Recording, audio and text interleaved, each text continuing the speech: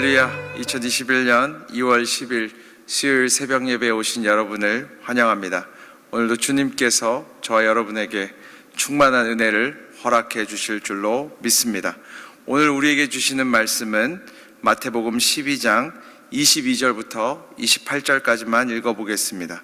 마태복음 12장 22절부터 28절입니다. 각자의 자리에서 한 목소리로 읽겠습니다. 그때에 귀신 들려 눈 멀고 말 못하는 사람을 데리고 왔거늘 예수께서 고쳐주심에 그 말 못하는 사람이 말하며 보게 된지라. 무리가 다 놀라 이르되 이는 다윗의 자손이 아니냐 하니 바리새인들은 듣고 이르되 이가 귀신의 왕 바알세불을 힘입지 않고는 귀신을 쫓아내지 못하느니라 하거늘 예수께서 그들의 생각을 아시고 이르시되 스스로 분쟁하는 나라마다 황폐하여질 것이요 스스로 분쟁하는 동네다 집마다 서지 못하리라. 만일 사탄이 사탄을 쫓아내면 스스로 분쟁하는 것이니 그리하고야 어떻게 그의 나라가 서겠느냐. 또 내가 바알세불을 힘입어 귀신을 쫓아내면 너희의 아들들은 누구를 힘입어 쫓아내느냐. 그러므로 그들이 너희의 재판관이 되리라. 그러나 내가 하나님의 성령을 힘입어 귀신을 쫓아내는 것이면 하나님의 나라가 이미 너희에게 임하였느니라. 아멘. 저희 계속해서 마태복음의 말씀을 가지고 아침마다 은혜를 나누고 있습니다. 예수님께서는요 참 대단한 분이셨습니다. 예수님께서 가시는 곳마다요 사람들이 몰려오는 거예요. 군중들이 몰려오는 거예요. 그런데 자세히 보면 예수님을 쫓아왔던 무리들은 크게 두 부류로 나뉘어집니다. 한 부류는요 예수님 너무 사랑하는 사람들이에요. 그의 음성을 듣기 위해서 왔어요. 그의 기적과 이사를 보기 위해서 왔어요. 자신이 가지고 있던 해결되지 않던 문제들을 해결받기 위해서 왔어요. 자신의 죄악의 문제, 영혼의 문제, 육신의 문제, 공고함의 문제들을 가지고 주님 앞에 나와왔습니다. 그들은 마치 어린아이들이 너무나 재미난 TV를 보면서요 화장실을 가고 싶은데도 참으면서 발을 동동거리면서 그 앞에 서 있는 것처럼 예수님만 바라봤어요. 주님만 바라봤습니다. 주님을 사랑했습니다.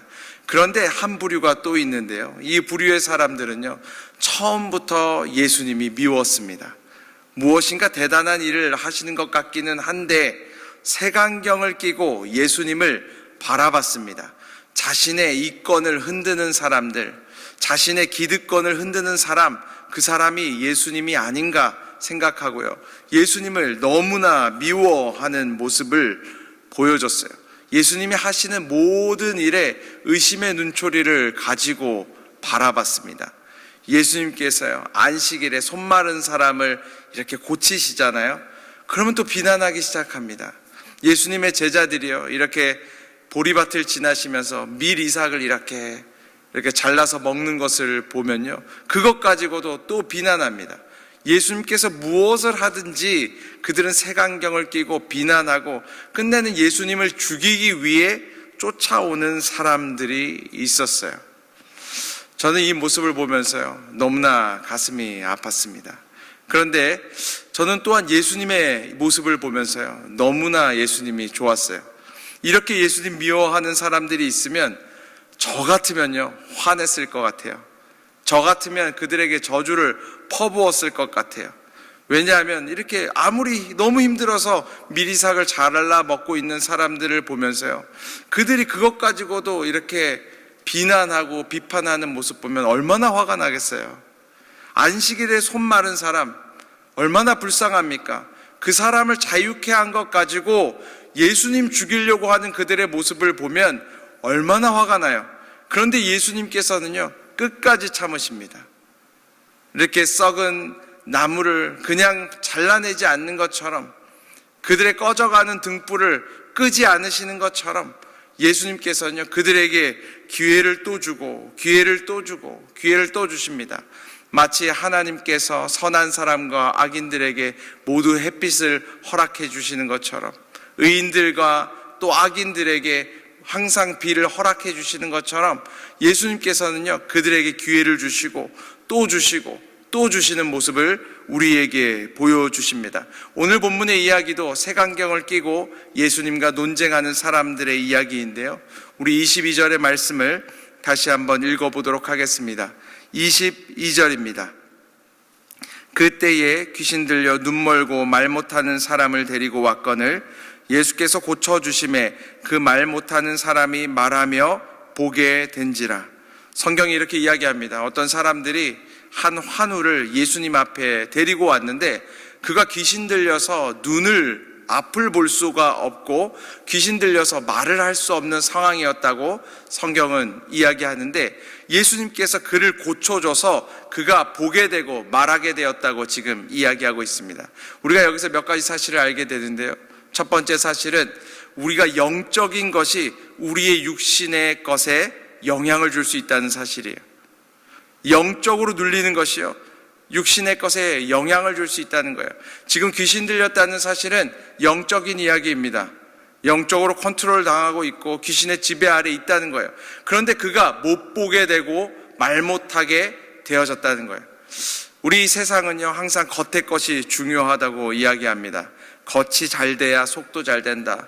겉이 강건해야 속도 강건하다. 그런데 성경은 항상 반대로 이야기합니다. 내 영혼이 잘된 같이 내가 범사에 잘 되고 강건하기를 원한다고 이야기합니다. 영혼의 것이, 속의 것이 더 중요하다고 이야기해요. 영혼이 건강해져야 육신이 건강해진다고 이야기합니다.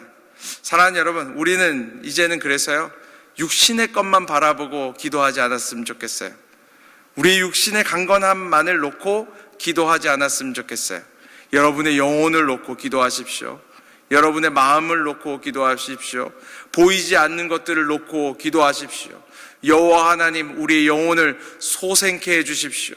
우리의 영혼을 수월에서 건져주십시오. 우리의 영혼을 강건하게 해주십시오. 제가요, 사랑하는 두 자녀가 있는데요, 저희 자녀들을 위해서 기도할 때요, 항상 기도하는 것이 그들의 마음과 그들의 영혼입니다. 우리가 이렇게 보면요, 마음이 든든하게 서는 것이 얼마나 중요한지 몰라요. 영혼이 강건해지는 것이 얼마나 중요한지 몰라요. 사랑하는 가족들을 위해서 기도할 때요, 그들의 영혼을 놓고 기도하십시오. 그들의 영혼이 강건해짐 같이 범사가 잘 되고 강건해지는 놀라운 역사가 있게 되기를 주님의 이름으로 축복합니다. 또한 성경을 보면 우리가 알 수 있는 것이 있습니다. 영적인 어려움, 문제들을 예수님께서 해결해 주신다는 거예요. 여러분, 이 사람이요, 갑자기 앞이 보이지 않게 되고 말을 못하게 됐을 때요, 얼마나 힘들었겠습니까? 얼마나 괴로웠겠습니까? 얼마나 많은 의사 선생님들을 찾아가고 좋다는 약을 찾아가고 안 되면 무당 같은 사람이라도 찾아가서 고침받기 위해서 사방팔방으로 고생하며 돌아다녔겠습니까? 그런데 그 이유는 영적인 이유였다는 거예요. 예수님 만나야만 해결되어지는 문제였다는 거예요. 사랑하는 여러분, 우리는 분명히 알아야 됩니다. 우리의 삶의 많은 문제들이요, 다른 방식으로 해결되어지는 문제들도 많이 있어요. 그런데 몇몇 문제들, 어떤 문제들은 예수 그리스도, 그분을 만나야만 해결받게 된다는 사실입니다. 예전부터 이런 이야기들 많이 전해져 내려왔습니다. 어떤 술주정뱅이가요, 막 이 가로등 아래에서 열쇠 꾸러미를 찾는 거예요. 열쇠 꾸러미를 찾고 또 찾고 있으니까 경찰이 지나가다가 보니까 안타까워서, 아니 뭐 찾고 있냐고, 열쇠 꾸러미 찾고 있다는 거예요. 경찰이 같이 막 찾아줬어요, 열심히. 근데 꾸러미가 꽤 크다는데 아무리 찾아도 열쇠 꾸러미가 나타나질 않는 거예요. 그래서 나중에 이 경찰이 이 술주정뱅이한테 묻습니다. 열쇠 꾸러미 어디다 떨어뜨렸냐고. 그러니까 이분이 얘기하는 거예요. 저쪽 길 건너편에 떨어뜨렸다고. 그런데 왜 여기 와서 찾고 있냐고 경찰이 물으니까 이분이 얘기하는 거예요. 저쪽은 어두워서 가로등이 없어서 여기 가로등 불빛 밑에 내려와서 찾고 있다고. 여기밖에 안 보이지 않냐고. 우리의 인생이 가끔은 그렇지 않습니까? 실제로는 영적인 문제인데 육적인 것에서 찾을 때가 있어요. 실제로는 내 내면의 영혼의 죄악의 문제인데 환경의 문제로 놓고 찾고 있을 때가 있어요. 오늘 본문이 이야기하는 것입니다. 그러한 문제들 앞에서는요, 주님 찾아가라는 거예요.